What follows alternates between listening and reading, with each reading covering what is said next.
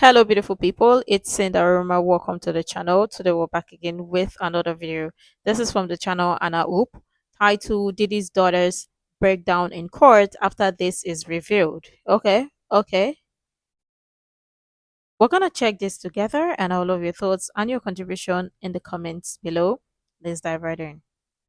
By now, y'all might have probably heard that Diddy's daughters literally broke down in court after one major bombshell reveal. But that is not the whole story. Trust me when I tell you it is worse than anybody expected. So while it is true that the girls literally walked out during Cassie's emotional, shocking, and graphic testimony, the truth is that it was also in that exact moment when actions started speaking louder than words. The moment was so raw, one of his daughters was visibly shaking and the other looked completely broken. But it wasn't just them, the entire courtroom was in chaos. People walked out crying, reporters froze mid-sentence, even some security had to look away. Because what Cassie shared about Diddy wasn't just wild, it was deeply disturbing, heartbreaking, and completely out of this world. And just when everyone thought it couldn't get any worse, Cassie mentioned something that had the whole room silent. She brought up the infamous baby oil, which, if you can remember, was already controversial enough. Lo and behold, we didn't even know half of it. Not at all. The way that Diddy allegedly used it is beyond creepy, beyond gross. It's the kind of thing that makes your stomach turn. We'll get into exactly what that means in a second, but let's just say it's worse than anyone imagined. Make no mistake, Diddy's trial isn't a celebrity confession. This was a full-on reckoning. A moment where the glam and the glitz of Hollywood shatters, and behind it is nothing but trauma, secrets, and pain.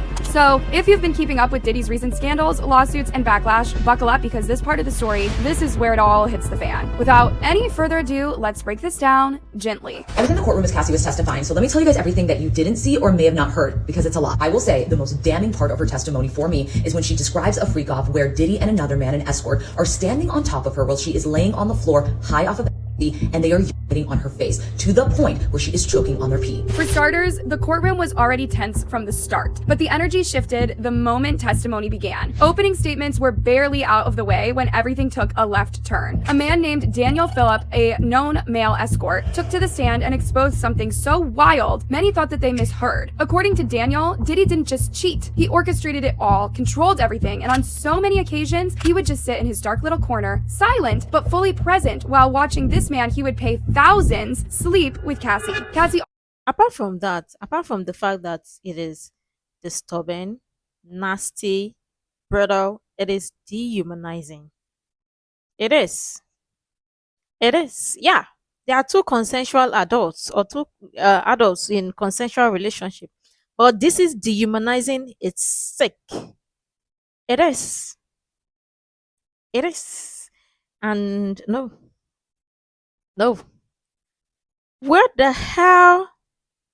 Never even can get enough of this, but Also details that he would join them sometimes, and if you're already grossed out, we have barely scratched the barrel. Daniel even said Diddy would require him to perform certain acts on Cassie, degrading, humiliating things that brought some members of the court to literal tears, like pee on her face so that sometimes she couldn't breathe. It was so bad that the judge had to cut the mic, strike it from the record, and give the court a short recess. It was that graphic and traumatizing. After a freak-off, there would be blood, urine, and lots of baby oil. And it gets even more confusing. Daniel claimed that Cassie herself would also sometimes request him to perform some of these very disturbing acts, but he said he didn't believe it was actually her choice. According to him, it felt very rehearsed, like maybe she was told to say that, or maybe she was coached, manipulated, gaslit before the sessions, which could be the case because the testimonies are super detailed. Like, Diddy thought everything through as though he was directing a music video. He'd be super detailed, like sometimes he'd ask to apply 2 whole bottles of oil on himself or Cassie, but other times he'd say only half a bottle was enough. Details. And that's when the most heartbreaking moment happened. Diddy's 3 daughters, all just barely 18, were sitting in the courtroom. They were visibly upset. One girl clutched her jacket like she was about to cry, and another had her hand over her mouth like she was holding back a scream. The third just stared down at the floor, frozen and probably embarrassed, before finally getting up. Why they were allowed to sit through a testimony like this is a question the internet is still asking, because as soon as those graphic details started spilling out, the girls stood up and walked out. Not once, but twice, meaning at some point they might have gone back back, but it only went downhill. Some users are saying having them there was both irresponsible and bad parenting, saying it was traumatizing for them to witness their dad's alleged actions in such graphic detail. Others were worried about their mental health, especially after leaving the room multiple times when things got heavy. Not gonna lie, I think they shouldn't have been there. I mean, it's good that they know who Diddy was outside of being their father, but no child should be put through such a compromising position. No videos were shown today. Instead, jurors were handed personal screens so that they could privately see images taken from what Cassie called freak-off videos. Cassie had a binder on the stand with her, and she was going through images identifying people in them. Now, that's just one escort's testimonial, and yet you'd still be shocked to learn that that's nothing compared to what came out of Cassie's mouth when she took the stand. If you've made it this far, here is a second trigger warning, because once we open the door to what Cassie said under oath, there is no unhearing it. And to further give context, on the right-hand side of the court seated is her husband, Alex Fine. On the left-hand side,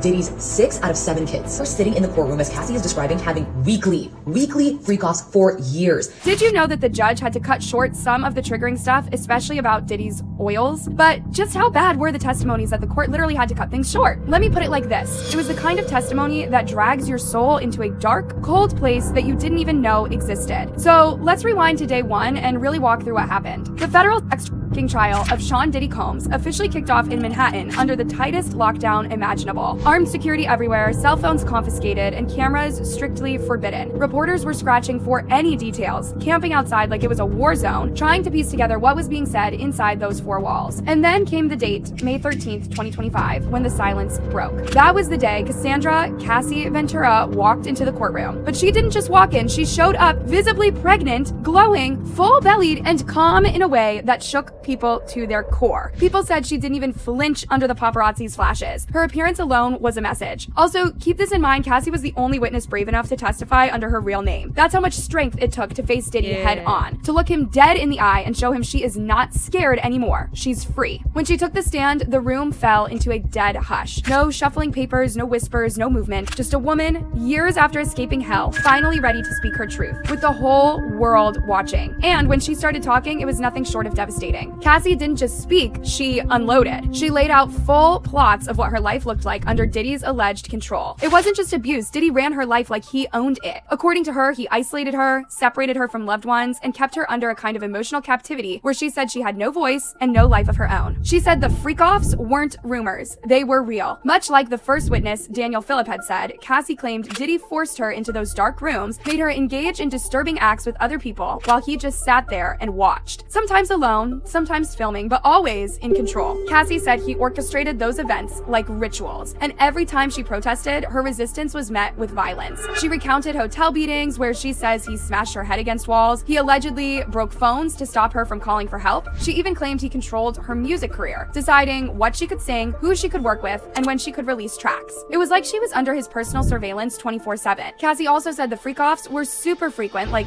weekly, and would last for hours on hours, and the longest lasted 4 days.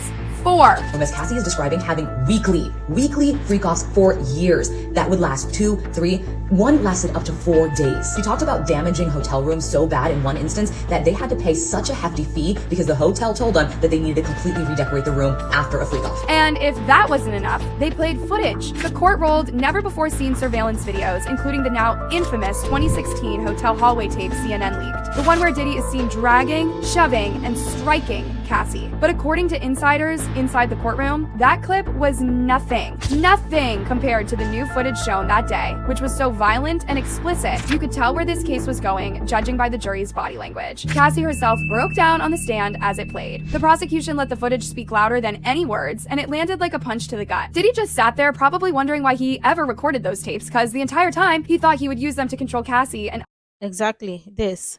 Control, use them again. Power, control of power, power abuse. Sick. other celebrities. Unbeknownst to him, he made evidence against himself. And that's how you know nature has such a sense of humor. Cassie was listing the names of the male escorts, and in some of the images, she said it was herself with baby oil on her, and reporters say that one female juror rested her hand over her chest. Also say that a male juror quickly averted his eyes, and another wrote notes while clearly shaken. But of course, Diddy's legal team wasn't just sitting back in silence. The defense came in swinging, trying to flip the whole narrative. According to them, this wasn't some twisted tale of power and control, it was just a messy breakup.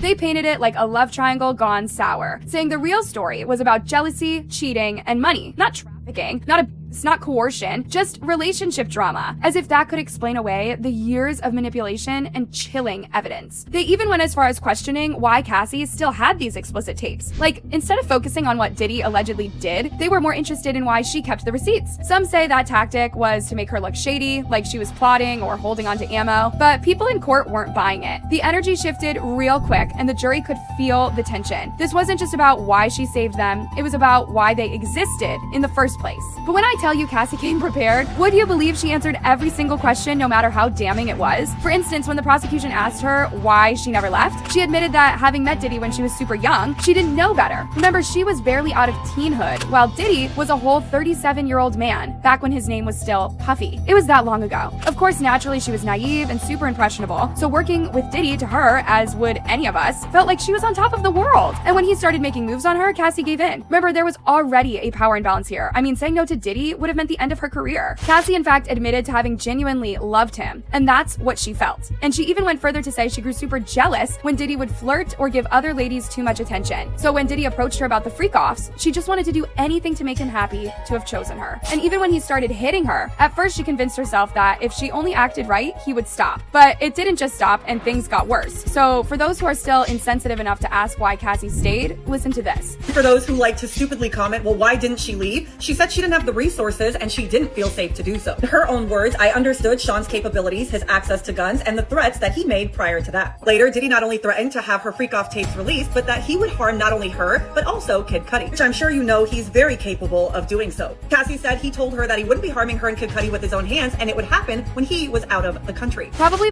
You know, this question of why didn't she leave, as if it's easy to leave an abusive relationship or easy to leave somebody who is very powerful, especially somebody who's got power hold on you.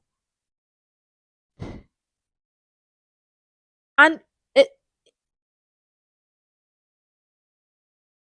see, the world itself is never going to get anywhere better if people keep asking questions like this.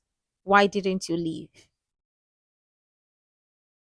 by now, the defense regretted why they asked her why she never left. Then came another twist that made headlines. Her husband, Alex Fine, was spotted in the building. Yep, her man pulled up, standing tall in full support. But there's a plot twist, because at some point he was escorted outside. And as soon as the court started referencing the 2018 SA allegations, the judge asked him to leave, saying he might be called as a witness later. That moment said a lot, though. Even though he couldn't stay, his presence sent a message. Cassie wasn't walking into that courtroom alone. But don't get it twisted, this was just day one, and things were already moving like a full-blown docu-series. Every single moment had people clenching their chests. Cassie's expected to be on the stand for 3 straight days, and if this first day is anything to go by, it's only gonna get messier, deeper, and harder to hear. Watching trauma unfolding is quite something. Interestingly, there's a bunch of attendees who believe Diddy is likely to walk free out of this, or get a much lighter sentence than many anticipate. Their logic is that so far the prosecution don't have enough to prosecute him over RICO charges. So far it sounds like it's all about the villain in an abusive relationship and nothing more. Who came to watch the case were walking out. I hate to say it, we were getting bored in there with Cassie's testimony. I think everybody thought it was going to be explosive. This is a RICO case. They're trying to show appicking, if you know what I mean. And I hate to say it, but the government is doing a terrible job at showing it. Now, they are showing, yes, domestic violence. They keep asking her, so at these freak-offs, who selected your outfits? Who Diddy? But they're not showing, okay, this escort was taken, traveled here for this. And it's not showing multiple people involved. All you're seeing the government prove is that Diddy committed domestic violence, but that is a state case that is not need a federal trial. So I hate to say it, guys. We know we don't want this, but I think Diddy could get off on the RICO charges. Oh, and by the way, Diddy's mom was in court as well. Mother was in attendance, holding her silence tight. Then there was Nisa Hylton, one of his baby mamas, showing up with a walker, visibly emotional. She looked like she had seen too much. TMZ tried to get a word, but she kept her lips sealed. Oh yes, and Jaguar Wright also made an appearance. Y'all already know when she shows up, something big is brewing. So when you've got family members, former flames, and internet fire starters all under one roof, yeah, that room is choked in tension. attention. Loves, this kind of story is the one that makes you stop scrolling and hold your breath. And the fact that his own children may have seen pieces of it and even felt the ripple effects of what was happening behind closed doors, that changes everything. What do you think about everything that's coming out? Do you think those girls were ever supposed to be in court in the first place, or were they dragged into something way darker than they ever signed up for? Drop your thoughts in the comments because this story is shaking things up. And please don't go anywhere, because if day one gave us this much, imagine what's coming next. You know what I also want to say? Regardless, he's still their father, still gonna be the best dad in the whole world for them. But as it may seem, but let's be honest, right? This is just week one, the first week, right? More testimonies, more people to testify. And the question is, are some of the witnesses willing to go that far to share the details that they're supposed to share? Are they willing or ready to? That's a question to ask. But again, no child is going to sit to listen to some deep, dark, nasty, brutal things their dad supposedly or allegedly did to somebody. See, no matter how is the best, is the person is supposed to be the best parent in the whole world. There are some details to some things you're not supposed to hear as a child. So if the children walked away or walked out so they don't hear those disturbing things, it's for their own good. Really, it's for their own good. But again, lots of interesting things or details will keep popping up. Let's see, today is Monday, right? Let's see what else is gonna pop out or pop up today. We hope for more information, details regarding this. But let me know what your thoughts are in the comments below. Make sure to like, comment, share, subscribe, and all that stuff. And until next time, see you in the next video.